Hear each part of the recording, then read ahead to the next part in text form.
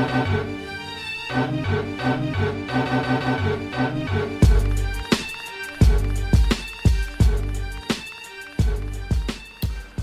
what's up? And welcome to episode 194 of Throwback Hoops. My name is Rob Clayton, and I'm joined by a man who I'm sure celebrated Christmas to the fullest. What's up to Woody V? Good to be here, Robbie. Yeah, I had a few days away in Melbourne, man. It was nice, but yeah, good to be back in Sydney. Great to be back. Look, obviously we had last week off, so wish everyone a Merry Christmas. Glad to be back. Plenty to talk about. You mentioned you went to Melbourne there, Woods. I hope you weren't going for a 5-day test match. There we are.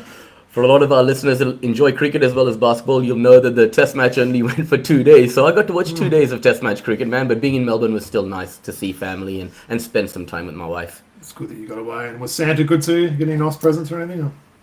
Pair of Jordans, man. That's it. Ooh. Yeah. Can't go wrong with that, right? Nice. You? All right, well, before we get into it, just to make sure... What about you? Yeah, it was good. Yeah, it was good spending time with the fam. It's been some nice weather. Been getting in the pool a fair bit and everything like that. And on leave this week, so yeah, looking forward to watch a heap of games. And hopefully can actually watch Hawks win a game as well, which would be nice soon. But we'll talk a little bit about that later. But sure. So just a reminder, please make sure you like, rate, and subscribe on YouTube or wherever you listen to your audio podcast. We'll get into it as always, Woods. Start off with what we're wearing this week. You're rocking a nice jersey for us. For sure. The Woods are standing up rocking the number 1 Kendric Davis Sydney Kings jersey. Looking good. Yeah, and I'm keeping the faith in the Hawks despite the recent struggles. The Atlanta Hawks have got our team hat on. Look, I know you did showcase KD's card a few weeks ago, right? And we did go through a little bit of his bio and background and whatnot. But what I wanted to ask you is, in this little stretch where the Kings have been so successful over the last couple of months, KD has put the team on his back, and he's been a leader on the offensive end specifically. How important has his progression been for the Kings' success of late? Yeah. Oh, absolutely. And it does feel weird, Woods, that I've been the one that's been talking up Sydney over us too. So I'm feeling pretty good about those predictions lately. They're playing some great basketball. And look, it's all being started by Kendric Davis. He's a really impressive player. I think he's in a happy space right now. He seems to be clicking well with the team. Always seems to get the post-match interview where he's very thankful of the coaching staff and the other players.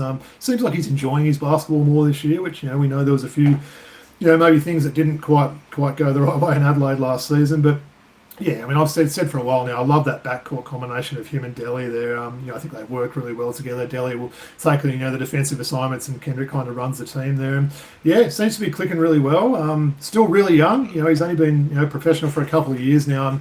And maybe for those people watching him, make the most of it, because who knows how long he'll be in this league for if he keeps playing as good as he's playing right now, right? Yeah, I agree with you, Robbie. And look, that little injury Delhi went through, right? It was almost forcing Kendric to take a leadership role. Before that, it was, who's going to be, how are we going to stagger their minutes? Are we going to play them together? What kind of combinations was Goorj going to run out there? But having KD playing on his own for that 5-6 game stretch where Delhi was recovering from his injury allowed Delhi to reintegrate into the team without Kendric losing any of those leadership attributes and positive things that happened while Delhi was out. So that's been good for the team, don't you think? Oh, absolutely. And I've got to say, with apologies to Bryce Cotton, Kendric Davis may have the best mid-range game in the NBL. He's pretty much automatic from between that three-point line and say the free throw line there. He's great getting screens and running sort of sets for him there. And he's kind of automatic from that range. A bit of a forgotten art, right? That long 2-point shot. Yeah, very forgotten, man. And you're right. Those two are right up there, right? Yeah. 100%. Well, I'm glad your Kings are doing well. My Wildcats are a bit up and down, and our Atlanta Hawks are playing like rubbish at the moment. But as I said, we will talk about that. But I'll stand up and show you the jersey I'm rocking today. Pretty new one, Woods. I did an order, I think maybe a month ago, and this one came. So it's a 2025 City Edition jersey. But nice colours. We're both rocking some purple today, which is quite cool. But I'll show you who I'm wearing today.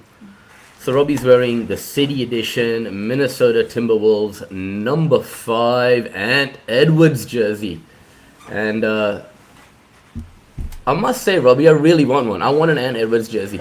It's really nice. Yeah, I nearly got one his rookie year. I think he was number 1. He changed numbers, right? So nearly got one. I'm glad I sort of got one. I believe the purple is maybe a bit of a tribute to Prince, right? The whole Purple Rain stuff. I think, he was big in Minnesota and those sort of things. So that's kind of cool. I'm liking this bit here. I've got to say, it's got this different material. It actually feels different there. So, yeah, liking this jersey. As I mentioned with the current players, normally Woods, I won't tell the full bio and story, but look, there's no doubt about it. Anthony Edwards is one of the stars in the league. he was incredible in that Christmas Day game. I know you didn't see a lot of those games with you being in Melbourne, but yeah, the Minnesota-Denver game where he ended up going for 44, he was huge. He ended up getting ejected in that game as well. But yeah, him versus the Joker was worth the price of admission there, and probably my favourite of the Christmas Day games. But yeah, someone that's continued to improve every year, right? He's got a funny personality, hasn't he? We've seen that on the Starting Five show. I think it was the first season he's on, wasn't it? Yeah, what's your thoughts on how he's going this year? Pretty good, man. I think we said it. He's going to be the next American to win the MVP award, more than likely, right? Yeah. And he's taken a leadership role. He's well liked amongst his teammates, right? And the game needs characters, Robbie. You know, the game needs characters, right? And he brings an extra personality, you know, that, you know, he's the kind of guy you want to be around. So, yeah. He likes the women as well, from what I'm hearing. He's got a... I don't blame him. Yeah, true. All right, we'll finish off with the card of the week. And thought I'd show a card with a bit of Aussie flavour this week, Woods. And someone that's going pretty well for us and maybe a little bit under the radar for the casual fan there. So what I'm showing today is a Spurs Panini Recon True Potential Rookie card, number 12 of 49, of none other than Jock Landale. Sick, man. It's a nice looking card there of Jock, and as I said, it's a numbered one there. So 12 of 49, only 49 of these in the world, which is pretty cool. So a nice auto card. Look, he's bounced around a little bit since he left the Spurs, right? Obviously, he went to was it Phoenix and then Houston, or Houston and Phoenix, whatever order it was there, and seems to have found a home in Memphis now. We know they've had a lot of injuries, especially through the front court this season. But firstly, do you like his hair this season, and how do you think he's going? I don't mind the hair, right? You know, it's possible, but yeah, I really like how he's going this season, man. I think last I checked it was 10.5 points, 5.8 rebounds, and combined 1 and a bit stocks, right? Shooting a good percentage from the field, able to knock down the three at a much better rate this year. He's got the trust of the coaching staff. It's helped that Zach Edey has been out and he's had to take on extra responsibility, right? But very impressed. And I think the stops that he had with San Antonio and Phoenix and Houston really set him up for this opportunity here, right? Yeah, he's certainly going through those Texas teams. Maybe Dallas will be his next team. But yeah, like the way he plays. Look, former NBL MVP. I think he's going to be, I'm right in saying that, right? He did win the MVP that last year before he went over there. He's going to be a really important player in this next Boomers campaign as well, because we know there's a lot of aging players, you know, on that team that played in the last Olympics. So look, it's not like he's a young player now. He's more a veteran, but he's going to be someone that's really important in that team. And how old is he, Woods? Why are you checking that up? He's got to be 30 now, right? Yeah, I think he's just under 30, so he is... Yeah, 30 exactly, man. You got it right. Okay, nice. And look, he's been around for a while. Just reading the back of this, so he played professionally in Serbia and Lithuania prior to him going in the NBL there. So he's got a bit of experience there. But yeah, I'm glad he's found a home now. You know, he seems to be enjoying that team. Memphis have been pretty decent this year. I've got to say they're sort of a competitive team despite the injuries. But yeah, I thought this was a nice looking card. This one, I don't know what's got to stick around. Okay, anyway. So 11 and 6, shooting 41% from three. You can't ask more than that, right? Yeah. Absolutely, yeah. He's certainly a threat from outside now. Not sure if I love the hair. It's kind of looking a little bit sheepish as well, those curly locks. I don't know where they suddenly came from, but look, why not? If you've got the hair, you might as well show it there. So, well, Magne cut his recently, didn't he? Yeah, okay, true. Well, enjoy that. Well, we certainly both didn't plan on wearing purple shirts, jerseys and jerseys here. And yeah, nice. Kendric Davis, Anthony Edwards, and a bit of Jock Landale. So, well, as we mentioned, Woods, there's a lot to talk about. You know, we've had a week off, so we're sort of trying to catch up with some NBL, NBA. At the time of recording is Monday, the 29th of December. So I thought we'd start off with some NBL. And maybe we'll push it back a little bit, Woods, and we'll talk about that game we went to. I think when we recorded last, we mentioned we were having our first game of the season together. We were going to the big Cairns and Sydney Kings clash. Interesting game, wasn't it, that one? Yeah, I mean, look... I'm happy with the fact that the Kings just put him away, right? You know, that Cairns team comes into that Kudos Bank Arena and always fights. They've already won a game here. And so it was a danger game for us. I said that before. You know, Sydney needs to make sure that they take care of business at home against a team like Cairns, and they were very professional. They certainly did take care of it. It's 43 points, 42 points, something like that. Look, we were sitting there, and when the score gets so big, you almost have to do the maths in your head and like, hang on, are they up? And I think they got to 47. I'm like, this is going to be 50 points. And, you know, I've been going to NBL games since the mid-'80s. I've never seen a 50-point margin there. So it was looking like that. I think they got, who was it that came off the bench for Cairns? Lockie Barker, was it? I think he might have got a late three, and it pushed it back to 43 there. But look, tremendous effort by the Kings there. It was cool going with you and, you know, kicking it with your family and doing those sort of things. So, yeah, look, they're certainly an impressive team to watch at the moment. Maybe we'll talk a little bit while we're on the Kings theme there, Woods. They were really good on Christmas Day again this year. We know you weren't able to go to, you were in Melbourne this year. So I know you would have watched that game, right? I did watch that game. I mean, there. Yeah. Well, I mean, 8:30 p.m. Christmas Day start. Hang on. All right, let's talk about that because I've been talking to a few other people about that, right? So you went to, did you go to the first two? This is the third year. You went to the first two, I believe, right? Yep. So the first season was a 5:30 p.m. tip-off. Last year, 7:30. This year, 8:30, right? So a lot of people aren't happy with the Woods. I'm sure you've heard the same from all your mates that are members and stuff as well. We're talking 8:30 on Christmas nights. On Christmas night, you want to bring your family with you.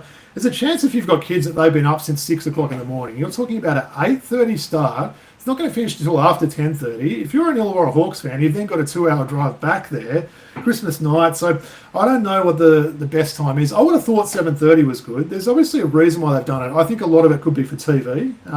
You've got that choice, do you watch National Lampoon's Christmas Vacation? It's been on every year for the last 30 years. Do you watch Love Actually? Do you watch the NBL? So I like the fact they've got a game on it, but 8:30 p.m. That's not right, is it? See, the thing is, so I got to the third quarter and fell asleep, right? Because you go out for your Christmas lunch, you'll have a few glasses of wine, a few beers. By the time you get to 8:30, you're pretty tired. Or most people in Australia, so kids and adults, right?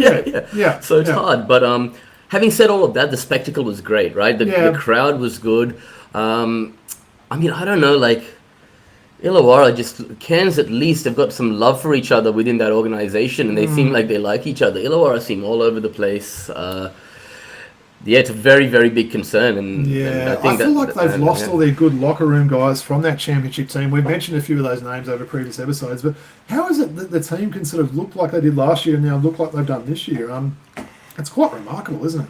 Yeah, I mean, look, I've heard it from various people that, Tatum's not that happy with what's going on. He's at loggerheads with the front office, etc. I don't know how much validity there is in that, but it just seems like all is not good within that organization, right?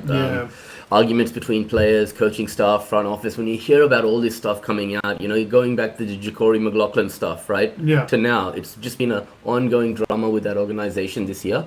And when things aren't going well, it's going to translate onto the court as bad performance. But look, we mentioned a lot of players have gone. They did bring back a pretty big core of that team, didn't they? And some guys that have been there for quite a number of seasons now. And look, obviously they got Samson Froling back. That was good to see for them. Looks like he's maybe beefed up a little bit. He's shooting that three a little bit more now. So that's definitely going to help them. Still not totally sure of the fit between Froling and JaVale McGee there. It's, two big guys. That's why I think they've tried to get Froling to work on that outside shot a bit.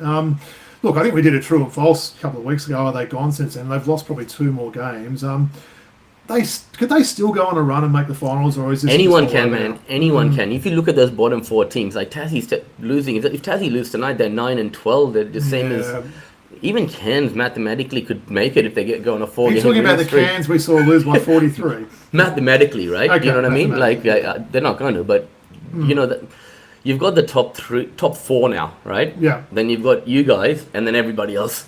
Yeah. So, I mean, Illawarra seems to be one of those teams. They need to get on the road. They need to, have that time with each other, bond a little bit over the airplanes, dinners, and things like that. Try and get on the same page. And look, I think there is time, and they've certainly got the talent on that team there. Yep. But man, they're leaving it a bit late, aren't they? And if they do sneak into it, they wouldn't be a team you'd want to play, getting into the finals there. They do have some guns on that team. But yeah, they've been the surprise, for not a good reason this year, haven't they, out of all the teams there. I'm glad we talked about that Christmas Day thing, Woods, because I was sort of pretty interested on that. Shout out to the Hawks, though. Did have some great Christmas Day jerseys. I did like those. They were awesome. Pretty cool. Yeah. They were good, weren't they? But yeah, I wonder what they'll do next year. Like I said, if they've done 3 different time slots, they've got to have the members and their fans in mind. It can't just be dictated by TV there. I'm pretty sure that's why the whole 8:30 p.m. thing there. But interesting with that. Well, the other thing I wanted to say as well, Woods, normally we'd show like a bit of a round preview and give some predictions, and we spoke about this offline. We're not going to do it this week, not because we've been lazy or we've partied too much over Christmas. It's basically you don't know when the round starts and ends at the moment. Since the week before Christmas up until the New Year, there's a game every day. The 12 days of Christmas. That's what they were marketing it as, let's say. So I'll ask for your opinion on that in a sec, Woods. I'm going to start off and give my opinion. I've got to say I don't love it. For someone that watches as much hoops as we do, I should say, I don't know if I love NBL on every night. I'd almost prefer to see every second night, but then have a double header, have a 5:30 and a 7:30 or a 6 and a 8 o'clock, something like that, right? You can stagger those times of school holidays and people off work and stuff like that. But every night I'm finding I'm putting it on now, unless it's like a really sort of marquee game. I'm like, you know what, I feel like I don't need to watch that. And there's been a couple of games now where I've barely sort of paid attention to it. Do you like what they're doing here? Or? No, I think it's hard to keep up with because it's also a busy time of the year. Everyone's off traveling, going out to various different Christmas parties and gigs and etc. And if you've got to keep up with one game every day, it's difficult, right? It's better than putting two, as you said, two every second day. That would work, right? It would work. So, cool, we got a night off. We can watch Stranger Things or, some movie or whatever like that. And then tomorrow night, cool, well, there's a double header. Watch at least one of them, see how the other one goes. But, look, I think it's probably been dictated by TV. Even yesterday it was strange. They just had the one game on, right? There's normally always two games on a Sunday. Yesterday, and look, shout out to Adelaide, I should say, in that game yesterday. They, played a great third quarter and really overpowered the Wildcats. There was another concerning loss in my boys. I saw that, yeah. That Bryce Cotton guy's pretty good at basketball, isn't he? So, any more thoughts on the NBL before we move on? Actually, I should say, you're going to a doubleheader tomorrow, aren't you? Flames and Kings doubleheader. That's Tell us right. a bit about that. That's right. So we've got the Bullets and the Kings and the Flames, and let me just double check. The Flames coming off a big win against the UC Caps. Yeah, man, I watched the game. the game. We're playing Southside Flyers tomorrow. Oh, okay, that should be decent. Yeah. Some good names in that. And the Flames are playing funny this year. And shout out to our favourite Lois Nicholson. She's playing really well. I'm going to wear a jersey tomorrow, man. Nice, awesome. Unique Thompson's been pretty good, and I think having a big win against like the UC Caps, like they did 30 points, I think it was. Shout out to Talia Tupai, who had to suit up in that game for UC Caps and ended up going off with concussion. So a player I've called a number of times over the years there in NBL 1. So looking forward to that. What are the times for those? Is that sort of? So we had 5 and a 7:30 game, right? 7:30. That's not bad, right? Yeah, and that was an absolute blowout that day against the UC Caps, right? Crazy, right? I don't think 30-point victory, man. When they had Jade Melbourne and a few others out, Nicole Munger was sort of the main player there. Dude, they were paying $14 or something. They were paying a really long odds to win that game, right? I think it was like 9-1. I think it was, right? Yeah, so thinking maybe I should have a go because the Flames haven't had a good season, right? No. And what about talk us a little bit about the Sydney and Brisbane game? So look, we know Sydney's on a real roll. How many games have they won in a row now? It's a good question. I think 6. Yeah, it's maybe lost for a while. Brisbane, we haven't talked about them since we last recorded. They have had a coaching change. So Stu Lash, Woods, your boy. He's no longer the Brisbane coach, right? Yeah, I mean, look, it was their 5th straight victory or 4th place closing. Yeah, that Christmas Day win was our last game, wasn't it? Yep. So that's 5 in a row, Robbie. Impressive, yeah. So Stu Lash, give me some thoughts. Going back, all right, Stu Lash, great decision. Okay, I mean, I just hope that they're going on a search for an international coach now. They want to get this person, that person. I heard they asked Paul Henare to come back. He said, no, thanks. Yeah. Right? Yeah. But the fact that Daryl McDonald's in that seat right now, I think the front office should really consider giving him that job long term. I know they won't do that. But really, if I was there... Why is that? They've had some pretty decent, assistant coaches on that bench for a while now, haven't they? Including the probably, if Bogut's not the tallest, then old mate, what's his name? Greg Vanderjagt. Vanderjagt, the giant on the bench there. And obviously D-Mac, who's, such a high pedigree NBL player. And obviously, Ewing as well on the bench there. But it seems like they do want to get that big name coach. Maybe they want to spend a bit of money. Chase Buford, I've heard his name mentioned. I think I might have mentioned Trevor Gleeson a couple of episodes ago. Maybe they go for a guy like that. But are coaches going to be willing to coach this team? No. You see that list of coaches they've had in the last 4 years. It's remarkable, right? Who wants that job right now? What this front office needs to do is show the likes of Chase Buford, Trevor Gleeson, whoever, right? That they're serious and they're going to be... They're not going to be a laughing stock of a franchise anymore, and they're going to do things the right way, and then maybe go to them. So I think maybe even Sam McKinnon's another guy you didn't mention, right? Who's also like sitting there on the bench. I think he's just such a veteran D-Mac. He garners respect from, the players. So just let's see how this plays out. But I'm really happy that Stu Lash has stepped aside finally. And looking forward to see D-Mac on the sideline tomorrow. And we're going to talk a little bit later about my guy who got released by SEM, who's being picked up by Brisbane. I'm assuming he'll be playing that first game tomorrow because he'll definitely be playing that. So we'll definitely talk about that in true or false. So appreciate that, Woods. Lots to talk about in NBL. I don't even know who's on tonight. As we said, there's a game every night. SEM and Tasmania. Okay, so that's not a bad one on paper. And I think I've said to you, I don't mind watching SEM. They're pretty good to watch. Yeah, they're great. I think there'll probably be a double header on New Year's Eve. They tend to do that there. So, obviously, enjoy these games. Enjoy your double header tomorrow as well, Woods. Thanks, that'll be pretty cool doing that. So, all right, well, plenty to talk about in the NBA world as well, Woods. Look, we're going to start off with our Hawks. We're not going to hide from the Hawks. They're coming in on a 6-game losing streak. So your Kings have won 5 in a row, and our Hawks have lost 6 in a row. So I know you haven't probably watched every minute of these last few games. I have, Woods, unfortunately. I've been a bit of a sucker for punishment there. Pretty disappointing. They had a 5-game home schedule there in which they dropped all 5 games there. 2 against Chicago and 1 against Miami. So that's, Miami were 1 win above us, Chicago were a couple of wins below us. You cannot lose those games, right? They're the sort of non-negotiable ones you have to win. They played New York yesterday, really pushed New York. It came down to, we had a turnover on the last play. We played well. There was some encouraging signs in that one there, but nevertheless, they've lost 6 in a row. How about these for next 2 games as well? Tomorrow, we're at OKC. OKC's pretty decent from what I hear. And then we've got a few days off, and then we play at New York. So, New York just, the big cat just overpowered us yesterday. And maybe I'll use that as a bit of a segue, Woods. I mentioned the big cat overpowered us there. People will have their reasons why we're playing so bad. For me, I think the big one is our interior defense and lack of shot blocking is really concerning. Onyeka Okongwu, great player, amazing season. He's 6'9". He's one of the shortest centers probably in the NBA in recent years, right? So he's doing his best there, but he's not that sort of intimidator or rim threat that we need there. And Porzingis was supposed to be that guy. He's apparently going to maybe be back on the weekend. You never know with him with this, this illness he's got at the moment. But that's my biggest concern, right? I feel like they're giving up too many points and players are just walking it into the basket and scoring there. So that's probably maybe why I think we're struggling. Give me some thoughts on what you think's going wrong with this. Is that or is there something else? Look, the season started really well, but when you're going to give up 152 points in a game, right? And those big scores that are being put up against us, you're seeing them more and more, right? Yeah. I also want to ask you, reintegrating Trae Young into the team over the last 6 games, has that impacted? It's a 6-game losing streak, am I right in saying that? 5 at home. Yeah. Trae has played 5 of those 6 games. I think he rested one of those back-to-backs, right? Yeah, he did. Reintegrating him back into that lineup now, a lot of their success came while he was off the floor. I'm not saying that it's because of him, right? He's put up decent numbers and played well. Could that be impacting this little?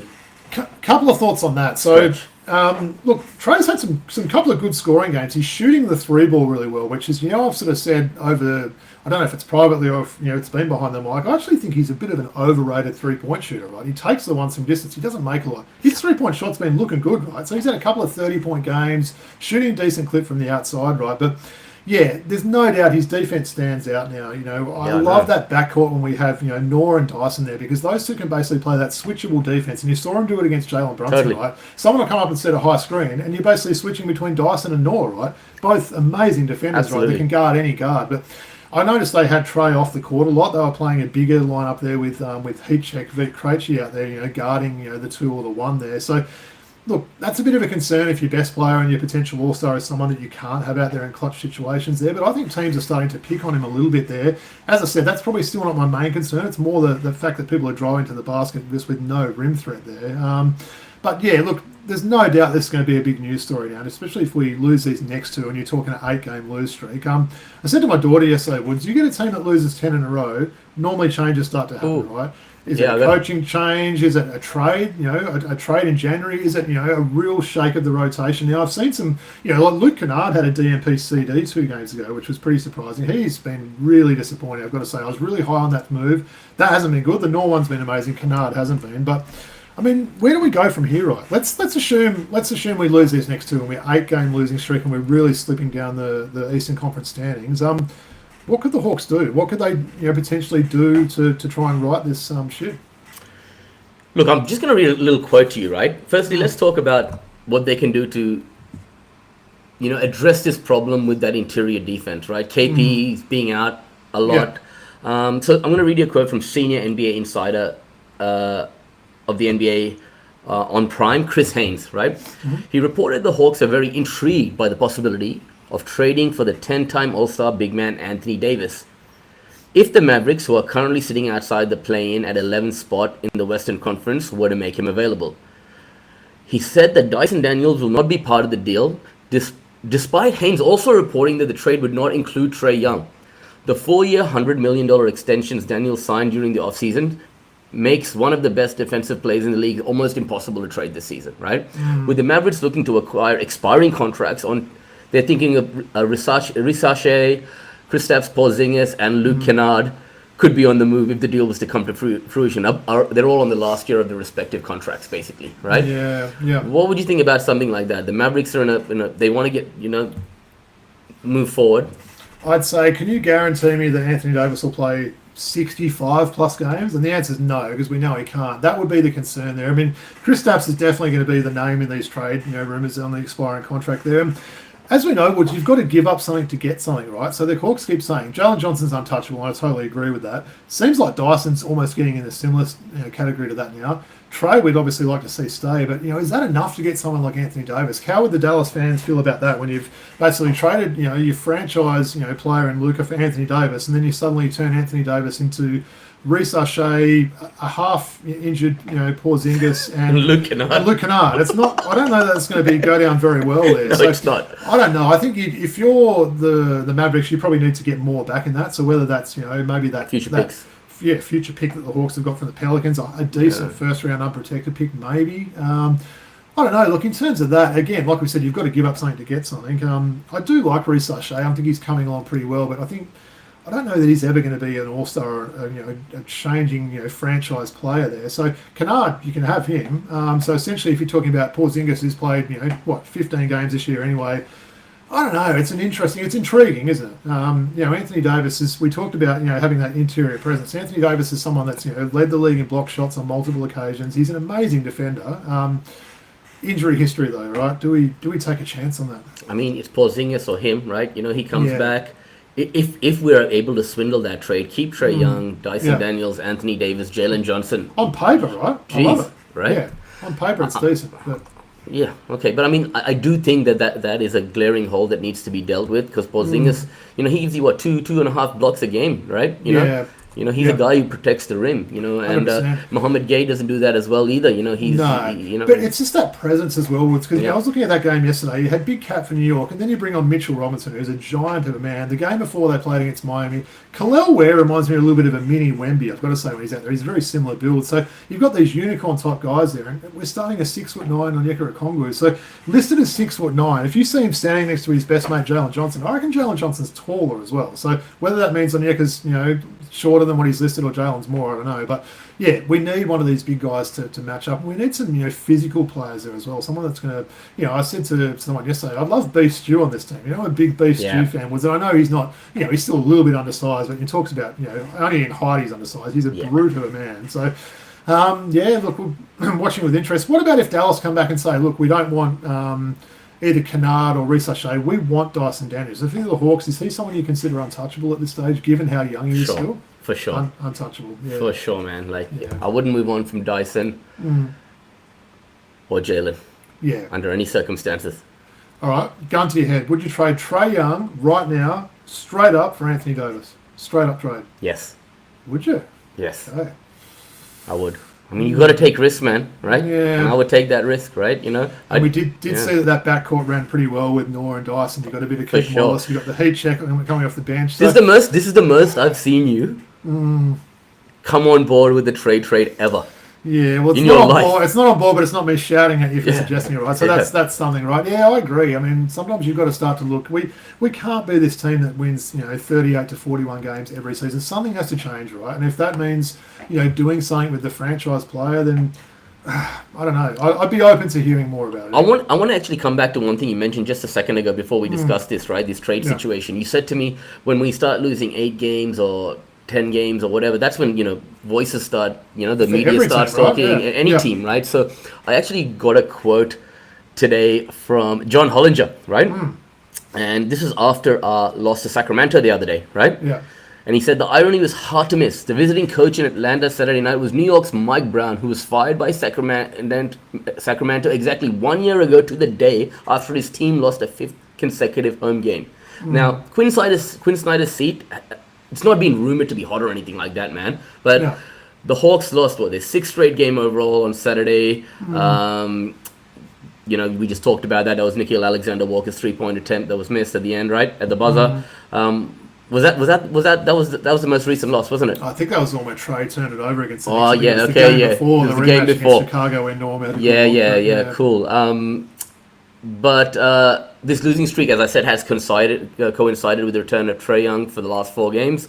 Something that theoretically should make the Hawks significantly better, but it only adds to the local angst about this team. I just think that those couple of things, right? These losses keep piling up. The question marks over Quinn Snyder's job, Trae Young's spot on this roster. These are the 2 things that are going to come to head very soon. Hawks haven't been known for being loyal with coaches either, right? They had Lloyd Pierce, they had Nate McMillan there. They certainly haven't been afraid to make quick moves on coaches there. And look, Quinn Snyder's a massively respected coach. We know that, right? I think, say the Hawks were to sack Quinn Snyder today, right? I think there'd be teams that would be lining up to get him to replace whoever they've got at the moment. That's how respected he is. But sometimes the voice just, people aren't hearing that voice. I'm not saying that's happening yet, but we do see it happening in all sports, right? Where that voice suddenly stops, making that difference on a team. So I think there's a really big couple of weeks coming up. Wouldn't it be great if they could get one of these road wins in OKC or in New York? Maybe we'll segue to OKC on that, right? I think that's probably enough. The Hawks is making me sad, all this talk at the moment with how they're playing. But I want to ask you about OKC. Okay. So we're not going to go through all these Christmas Day games. It's a few days away now. But I want to talk about one storyline I think that's come out of these Christmas Day games, and that is the San Antonio Spurs' dominance over the OKC Thunder. And for those that think I may be overstating that, they've now won 3 games over OKC this year. That's more than half of their losses for the season, OKC. And these last 2 games haven't even been close. They've had one on OKC's home court, one in the Spurs. They've been big wins there. Wemby's been on minutes restrictions for these games as well. So what is going on? Why are the Spurs matching up so well on a team that nobody else in the league seems to be able to beat? Well, let's break it down. The Spurs have really good individual defenders, right? Yeah. Stephon Castle, Swiper the Fox, right? And they had that 3-headed guard combo as well, right? They put in Castle, Fox, and Harper, right? Yeah. And OKC seems to struggle a little bit in those situations, right? They also struggle getting into the paint against the Spurs with success for obvious reasons, right? Although Wemby has been on a minutes restriction, right? It's a struggle for them, I've noticed, to get into the paint and score with success against the Spurs. Some shout out to Luke Cornett there. He's been really important. Cornett, for sure, man. Like whether Wemby is on or Cornett is on, they've got rim protection on the floor at all times. It's hard to get through to the paint. As I said, against the Spurs. Look, I would look at getting more shooters on the floor, even if it means sacrificing a little on the defensive end. If that means taking a call on benching someone like Caruso or Dort if they're not knocking down shots on any given day, then so be it. If you look at that last Christmas Day game, 11 from 45, 11 from 46, I think the OKC shot, and the Spurs were 40% from 3. That's where the game was won, right? So let me ask you about that, Woods. You know me very well, being our bestie that you are. Who do I think is the most overrated player in the NBA? You just Alex Caruso. Before. So Alex Caruso in that Christmas Day game was 9 of 9 from the 3-point line, right? That was the absolute game plan of the Spurs. It was leave him open, right? And he couldn't deliver right. No. So again, they need to get some more consistent shooting. We know they've got some players out there that can shoot. Lou Dort, he's a bit hit and miss. I just don't think Caruso's a good shooter. Yes, he's a good defender, but we're talking about shooting right now. We're talking about scoring, which they've struggled to do against this against this Spurs team. So, firstly, good game plan by the Spurs to let a non-shooter like him, continue to shoot. I mean, it's one of those things. If you're a non-shooter and you've missed 6 or 7, like really, you're really taking 9 and not making it. Like even I wouldn't take that many, and I've got a irrational confidence still. He was 2 from 12 from 3, actually. Yeah, but I think he was none of his first 9, so he obviously kept shooting and made a couple there. So, but look, that was a pretty good game plan there, and they seem to have them sorted out at the moment. It's strange though, isn't it? Every other team struggled against them, and yet I mentioned another couple of names for Spurs that have stood out for me. So, Keldon Johnson, right? He's someone that comes on. I think he plays well. Really strong-bodied guy. Devin Vassell, another player. You talk about these long wing sort of guys. He can come out. He can hit shots. He can play a bit of D there. And you've got Champagny. You've got Gramps, Harrison Barnes there. So I really like the depth on this team and what they're doing. So I think they're up to 3rd in the West now, if I'm not mistaken, right? They are, and that's almost a 4-headed guard combo. Fox, Harper, Castle, and Vassell, right? They're all interchangeable, right? Yeah. And then you got OKC's best defenders are stuck on either Wemby or a combination of those guys. They get a bit tired on that end of the floor, and that affects their ability on the other end. So I mean, these are all like things that it's a good matchup, and I think over a 7-game series though, I think Dagnott and OKC, they'll adjust and Possibly. Right? Yeah. I tell you what, you talk about Steph Castle. I know you're a big fan. You've been on board with him since. He's definitely a future All-Star. I mean, hell yeah. That recent game in the Hawks, he was guarding Jalen Johnson. So this is a guy that's a shooting guard who was guarding the Hawks power forward essentially in that game and did a pretty good job on him, I must say. So he can guard multiple positions. He can run the floor. He can shoot. He's athletic. So yeah, he's a must-watch. Robbie, I said before he even got drafted, he'd be the only All-Star from this draft class. I take that back now because I think Alex Sarr will be as well, right? I think that's still a big call. He's put numbers for a trash. 6 blocks today. Right? Yeah, he did have a big game. Alex Starr, I hear some people call him. But man, I'm really, really impressed. This is one of them. I'll say I got this one right as well, right? 100%. So keep watching the Spurs, right? They're a fun watch. One thing I wanted to finish with, Woods is not on the run sheet, but I had a look at the standings. Do you know who's now got the worst record on the whole NBA? That is the Indiana Pacers. They've now got the worst win-loss record in the NBA. So I'm quite shocked about that. We've talked about them on previous episodes. Yes, they have got their starting point guard out for the year. They did lose their starting center in free agency. But what is going on with this team? Bro, they just nailed it in, or what? Nailed in the season? They're starting Ethan Thompson from Puerto Rico. Do you know who he is? Wow. I think you need to have like a name that comes up at the bottom of the screen when he comes on. They've had a few players like that now. Like, who is this guy, right? So Quinton Jackson, right? Yeah, it is shocking that they've gone from finals to... Have we seen this before? A team that's gone from second in the NBA and look, push the OKC Thunder. Let's not forget in that final series to being what they're doing now. So crazy season. I reckon just might as well just give some of the young guys, as I said, some minutes. We talked about some struggling teams, and Indiana was one of them in the previous episodes. And it's almost a case of now Halliburton's back next year. I think you've got to just throw the season out and try to get that draft pick. So, all right, Woods, appreciate that. Well, look, I guess from a Hawks fan point of view, let's hope they can turn around. Going back to the Spurs, really watch them. I find they're a fun league pass team. If you're someone that hasn't followed them much, get behind them. And for Indiana Pacers, I wish them all the best. All right, well, let's finish off with some true-false there, Woods. Got a couple of bit of a mixed bag for you here. So, first question, Southeast made a mistake in releasing Hunter Maldonado and signing veteran Ian Clark. True or false? I'm going to say true. I reckon Wes Iwundu might have been the guy I got let go of because you talk about Iwundu, he stretches the floor. Yes, he's a little bit bigger, probably a little bit of a better rebounder than Ian Clark, but that prototype of a guy who's going to knock down that shot, give you 10 to 15 points a game, Ian Clark would have... Whereas Maldonado is a bit of a Swiss Army knife. He can do a little bit of everything on the floor. He had just had one of his best games for the. Had a good couple of games. Well, second question to that was no true or false. I just want to answer this one. Why did Southeast make this move?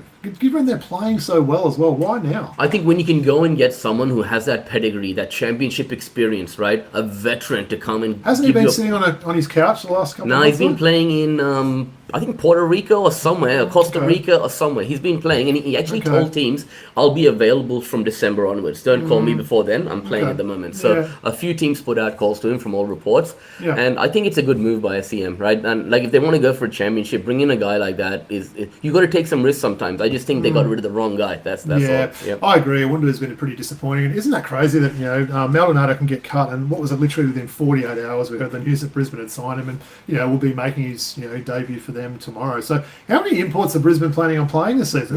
Like double figures. I like Dakota Mathias. He came in. He was knocking down some open shots from them, but he got injured as well, right? Yeah. So Lamar Patterson out for the season. Out for the season. It's crazy, isn't it? Yeah. So I mean, bringing in Maldonado, he was released at the time. Mathias was ruled out for an extended period of time. It just made sense, right? And I think Darryl McDonald will like having a guy like Maldonado on that roster, right? A guy. And I wonder if Clark. You mentioned Southeast are playing today at the time of recording, right? I wonder if Clark will be available for that game there because look, we know he brings championships, right? But he's getting a bit of a resume with NBA teams. NBL teams now, isn't he? He's working his way around the league. So some people were saying maybe the Wildcats should consider him. And David Duke went down injured yesterday, so maybe they can find another Ian Clark and get him if they need it. But all right, fair enough, Woods. I'm going to say it's a mistake, and that question is true as well. I think why change something that's working so well? But look, obviously they know more than we do. Second question: Brian Goorjian, your boy, is looking like Coach of the Year so far for the Sydney Kings. All right, I hate to admit it, but true, man. Like wow, okay, I mean.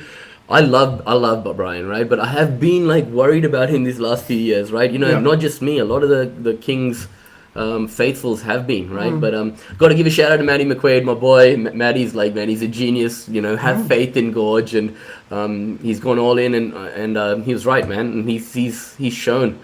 that he's a genius, man. And he's got a pretty good assistant coach with him in Andrew Bogut. So I was watching that guy with those seats we had the other week. We weren't far from the Kings bench. Man, he is right into it, isn't he? He's pacing up and down the sidelines. Obviously filled in the game, didn't he? Or a half a game, whatever it was, when Goorj got ejected there. But I mean, he looks like someone that's probably got head coach written over him. Maybe he's going to be Goorj's successor in future years, right? Maybe there'll be a bit of a handover eventually. Yeah, for sure. And I don't know this for sure, but I've seen Hunter Goodrick's development over the last 4 or 5 games as the backup center, or the last couple of months, right, since he joined the squad. And I'm sure that Andrew Bogut has something to do with that, right? Absolutely.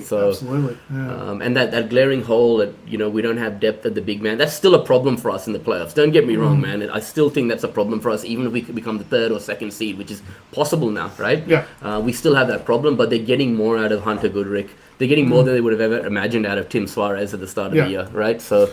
Well, I'm going to say true as well, Woods. I mean, you can look at the teams above them, right? Melbourne's been up and down. Southeast, obviously, they've got to be in contention for Coach of the Year. Coach King has got to be in contention. And maybe the same with Wells for Adelaide, but you also look at that roster and who they brought in. I think Sydney's probably the obvious choice with Goorj in there. So if they continue to play, maybe he gets another one on his extensive resume there. So, all right, the third one, Woods, I'm assuming you've seen this news now, but the true-false question I've got is the LA Lakers will slide down the standings with the news that Austin Reeves is out at least the next 4 weeks. Another injury for Austin Reeves. Yeah, I mean, they will. I mean, he's just taken a leap, and like having that three-headed monster. The Lakers, as I said, man, we've said they've got depth issues, but guys have been stepping up and filling the void this year. But when Reeves goes out, it means next man up. Yeah, that depth gets affected a little bit more, and you got to get minutes out of the next guy. So definitely, yeah. No, I agree. Well, last question. It's a bit of a homer question on one of my favourite players. I'm going to answer this question first. So the question is: Russell Westbrook is still underappreciated and criminally underrated. Now, Woods, been watching a bit of Sacramento lately, including the game against Houston the other day. Right in Sacramento, went to overtime. He's doing it all, Russell Westbrook, honestly. The passion, the way this guy gives a damn, seems like he's fitting in well with a pretty strangely constructed team now. It's looking a little bit better lately. This is someone that could not find a job at the start of the season, right? Now he's doing what he's doing for Sacramento. I don't know what it is. Why is this guy, and I firmly believe he's really underappreciated and underrated. Firstly, do you agree with that? And if so, why? Why is he underappreciated and I mean, because he just does the yes, no stuff, right? And people are following him and they remember, it's you're an avid basketball fan. You played multiple fantasy competitions, Robbie. You're sitting there watching all games. You're watching Russell Westbrook play a lot of basketball. How much basketball have you watched Russell Westbrook play, right? I've watched a lot of Sacramento games this year, I've got to say, Yeah, but in general, you've watched so many of these games over the years, right? A lot of these guys remember Westbrook from moments in the playoffs or some boneheaded play that he made and judge him on that, right? The casual fan, right? The guy who watches the playoffs who watches the NBA during the playoffs and doesn't pay attention to everything else. But look at it. I mean, who did he just take over at all time in assist? Magic Johnson. There you go. Magic Johnson. There you go, man. And all right. Enough said, bro. He was good for Denver last year too. He was right? awesome for Denver. That, right? Yeah. I've got him in a couple of fantasy leagues myself, man. Yeah. I'm really pleased to see that. I've got to say, when I watch Sacramento and you're watching Dennis Schroeder and Russell Westbrook, two of my absolute favourites in the NBA too. I've got some random favourite players, Woods, whether it's Cat, Julius Randle, Josh Hart, all these people that people hate on a little bit there. I love that backcourt in Sacramento there. And they actually are a pretty fun team to watch now. That home crowd's really good in those home games there. The rookie, Maxime, whatever his name is, he's killing it. So they're a funny team, but it's just funny. You can find a team like that ends up being a team you like to watch. And that's probably why, one of my favourite non-Hawks League Pass watchers at the moment. So, speaking of guys you like, nice to see Bilal Coulibaly back. Yes. Playing some great basketball, and the Wizards won 4 of their last 7. They won today against Memphis, man. CJ and Chris Middleton closing out the game for them in the fourth quarter. Can Coulibaly stay healthy though, Woods? That seems to be the big knock on him, right? He doesn't seem to be hanging around much there. So, look, going back quickly to that Austin Reeves news, that's probably a shame now because he was someone that was a real chance to make his first All-Star game this year. You have to say at least 4 weeks. That sounds like a longer-term injury there, so I'd say they can probably rule that one out there. So, very interesting, Woods. Also, did I tell you I bought a LeBron James jersey? So I mentioned on the show, I've never had a LeBron James jersey. I've now got one. So I got a Lakers one. I didn't think about getting a retro one there. So finally got one for the collection. I thought it was a bit harsh to not have a LeBron. You'll have to wear it on the show then. I'll have to wear it one day, So, all right, Woods, that was fun. Bit of a catch-up there and, what's gone on in the last few weeks. And, look, I know we've both got some leave coming up, so looking forward to watch lots of games. I'll go to a quick outro now. So, as I mentioned at the start of the show, please make sure you like, rate, and subscribe on YouTube or wherever you listen to your podcast. We can be followed on X and other channels there. X handle is at Throwback Hoops. Woods will get a couple of these jerseys and maybe a jersey and maybe this lovely Jock Landale card on there. We'll probably do that early next week. But just on that Jock Landale card, I've got a Jock Landale Spurs jersey, right? You reckon there's more than 49 Jock Landale Spurs jerseys in the world? Well, I've got one as well, so that's two. Yeah. So we've got two of the ones there. But I wouldn't mind getting a Memphis Jock Landale jersey. That Memphis one, they've got the throwback one with the teal sort of colour there. That'd be a cool one to get. So man, these jerseys are so expensive these days, and you get these players. Like if he changes teams again, it's like come on. It could be worse. You could be a jersey collector of either Westbrook or Dennis Schroeder, the two guys I mentioned. You probably need a whole wardrobe for those. But been fun kicking it with your Woods. Look, once we get our rhythm going back into the new year sort of thing, we've definitely got some guests up our sleeve. I'm talking I've probably got double figure guys, Woods, that have agreed to come on, that I've sort of initiated contact with and stuff. So we've got a lot of things to look forward to in the new year. Cool.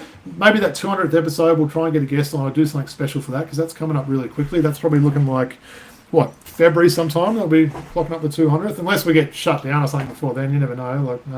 Hopefully not, given it's our own show. But any final thoughts there, Woods? We're not getting shut down, bro. They're shutting us down. I don't know. What do you got for us? Look, man, support the WNBL. So what the NBL is doing now is giving you the double header for free. So if you're on leave, you got nothing to do, and you're in Sydney tomorrow, get out to Kudos Bank Arena at 5. Definitely. And watch the Flames, and you can stay for the Kings game afterwards. That's my advice to people in New South Wales. Try and say good day to Loz if you get a chance to see the Woods, and wish her all the best. And I will. Yeah, it's been fun. Great to have you back. And look, firstly, just want to wish everyone a really happy New Year. Hope you celebrate it and have a good night on Wednesday night. Yeah, Wednesday night. It's hard to know what day it is, but it's coming up in a couple of days. So happy New Year to everyone. Look forward to be back next week to kick off the new year, and peace out from the Throwback Hoops crew. Peace out.